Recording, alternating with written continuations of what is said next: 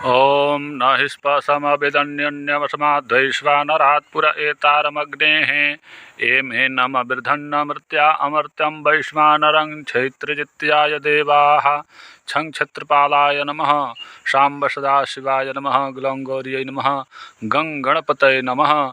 समस्त गुरुजनों को प्रणाम, समस्त आचार्यों को प्रणाम, समस्त इष्ट मित्रों को बहुत बहुत साधुवाद व हमारे साधु संत महात्मा सबको कोटि कोटि प्रणाम जो रस ज्ञान रखते हैं और इसके द्वारा समाज की सेवा करते हैं, दुखी जनों को संतुष्ट करते हैं, उनके दुख का हरण करते हैं, उन्हें हम कोटि कोटि प्रणाम करते हैं।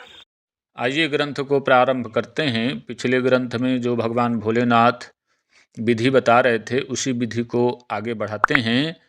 कहते हैं अनेन लिप्त्वा सुलभम तु पत्रम विश्राभ्य धामयित, अर्थात इस प्रकार से जो कजली बना के और तांबे के ऊपर नीचे लपेटा गया उसको धामयित अर्थात पकाया गया। तो कहते हैं षोडश वर्णिकम, अर्थात यह जो षोडश वर्णिकम शब्द जो दिए हैं, तो षोडश वर्णिकम शब्द इसलिए दिया गया है कि हमारे जो भगवान राम थे वो 12 कला से और जो हमारे श्याम थे वो षोडश कला से अवतीर्ण हुए थे। तो उसी आधार पे एक उपमा के आधार पे यहाँ बात को दर्शाया गया है कि षोडश वर्णिकम यानी कि 24 कैरेट पूर्ण कला, यानी कि गोल्ड का भी अपना पूर्ण कला 24 होता है।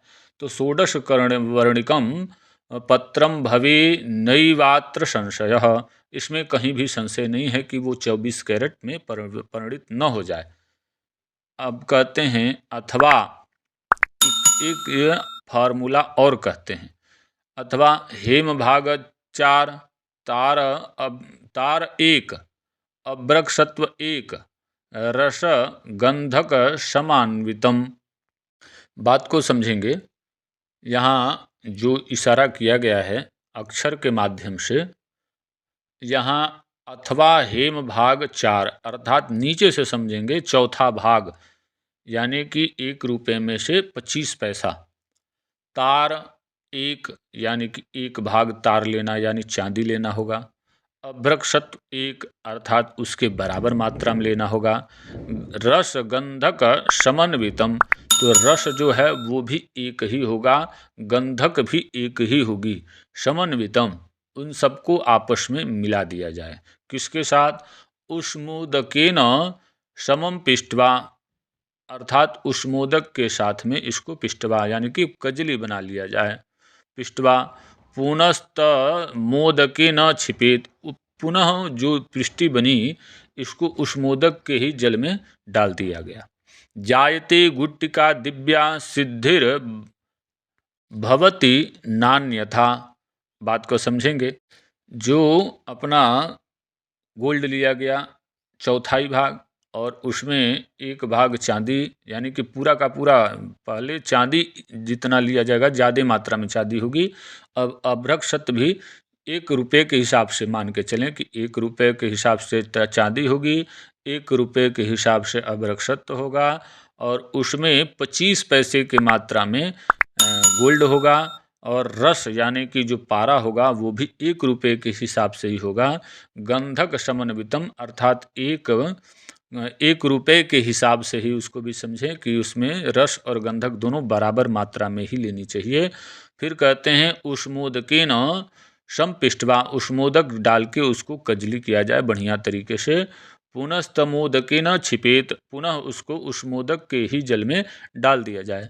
तो क्या होगा? जायते गुट्टिका दिव्या सिद्धिर भवति नान्यथा, इसमें कहीं भी संदेह नहीं है कि वो एक गुट्टिका न बन जाए, अर्थात वो एक गुट्टिका सा आपको समझ में आएगा, ठोस पत्थर सा हो जाएगा। मासैकेन, अब यहाँ पे बात को दूसरी दिशा में मोड़ दे रहे हैं। यहाँ तक तो आपकी काया विधि है, माया विधि है। अब यहाँ से आगे जो है काया विधि की तरफ से इस बात को मोड़ते हैं। कहते हैं मासैकेन समुद्धृत्य मुखे प्रक्षिप्य साधकः, जो इस कार्य को करता है उसको साधक संबोधित कर रहे हैं भगवान। कहते हैं मासई के न, 1 महीने तक मुखे छिप्त्वा साधक, अर्थात जो कोई भी है वो इसको मुख में रखे तो क्या होगा, वज्रकायो भवे देवी बलि पलित वर्जित, अर्थात उसका जो शरीर है, जो शरीर होगा वो वज्र के समान हो जाएगा, अर्थात और बलि पलित नाशनम वर्जित, अर्थात उसका जो वृद्धावस्था है उसका नाश होगा, वो अत्यंत बलवान हो जाएगा। अब आगे कहते हैं अथताम गुट्टिकाम पृष्ठवा, जो आपने गुट्टिका बनाया उस गुट्टिका को पृष्ठवा पीस के, मध्वा जयेत पीवेत सुधी, अर्थात उसको मधु इत्यादि के साथ में, पेय पदार्थ के साथ में अगर जो कोई पीता है, पीवेत सुधी, मास मात्र प्रयोगेन जीवे चंद्रार्क तारकम, अर्थात 1 महीने तक कोई थोड़ा थोड़ा उसको, पहले गुट्टिका बनाया, गुट्टिका बनाने के बाद उसको तोड़ा गया, तोड़ के और उसमें मधु इत्यादि मिला के उसको चाटा जाए, तो मास मात्र प्रयोगेन जीवे चंद्रार्क तारकम, 1 महीने तक कोई इस तरीके से इस क्रिया को संपादित करता है तो जब तक चंद्रमा और तारे रहते हैं तब तक वह व्यक्ति जीवित रहता है, इसमें कहीं भी संदेह नहीं है, क्योंकि सारा का सारा जो ये पूरी की पूरी क्रिया है जिसके पीछे सभी लोग दीवाने हैं, वो सारी की सारी क्रिया पारा और गंधक इन्हीं 2 पे आश्रित है, और हमारे रसाचार्यों ने इसको खोज के निकाला, शोध किया, तो यही पाया कि शिव और पार्वती के तत्व के बिना यह जीवन अधूरा है, और इसको किस तरीके से लिया जाए, अपने सेवन किया जाए, अपने शरीर को इससे पुष्ट किया जाए, तो वो एक विधि निकाली गई कि इस तरीके से अगर जो इसको खाया जाए तो ये शरीर को बलवान करता है, पुष्टवान करता है, दीर्घायु प्रदान करता है। उसके बाद इसी औषधि को हम लोग इसको यूं कह लें कि हम इसको दुरुपयोग करते हुए इससे सोना चांदी इत्यादि बनाने के चक्कर में सभी लोग पड़े हैं, वास्तव में यह औषधि ही है। आगे कहते हैं तस्य मूत्र पुरुषेण सुलभम भवति कांचनम, बात को समझें कि ये क्रिया जो संपादित करेगा, गुट्टिका इत्यादि जो भी खाएगा, उसके यूरिन से जो ये सामग्रियां वापस बाहर निकलेंगी और उसको सुलभ यानी कि तांबे के साथ पका दिया जाए, धमा दिया जाए, तो वो गोल्ड में परिणित हो जाएगा, इसमें कहीं भी संदेह नहीं है। आगे कहते हैं कुलत्थम पाचयेत भक्षयेत वो ये च दिने दिने, अर्थात कुलत्थम मतलब जो कुल्थी का दाल होता है, कुल्थी का सेवन करे, पाचयेत भक्षयेत अगर जो कोई खाता है, तुलसी तस्तु पिबेत क्षीरम, अर्थात वो दूध इत्यादि का पौष्टिक आहार का सेवन करता है, गव्यम वा अथवा माहिषम, अर्थात महिषी का दूध भी सेवन किया जा सकता है, स्नानम कुर्याच ततो यही साधको भी जितेंद्रिय, वह इस क्रिया के साथ में कुल्थी का दाल खाना और घी इत्यादि का सेवन, दूध का सेवन, ये सब क्रियाएं पौष्टिक आहार लेना चाहिए, जिससे साधक जितेंद्रिय हो जाता है, सारी इंद्रियों पे उसको विजय प्राप्त होता है।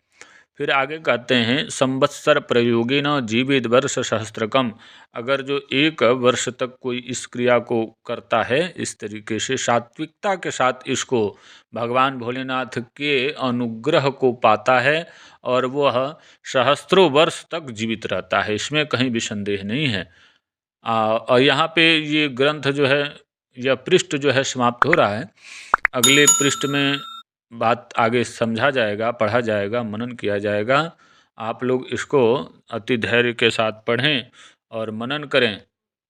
अगर जो बात समझ में नहीं आती तो पुनः इसको पढ़ें, बार बार बात को समझने का प्रयास करेंगे तो बात समझ में आएगी।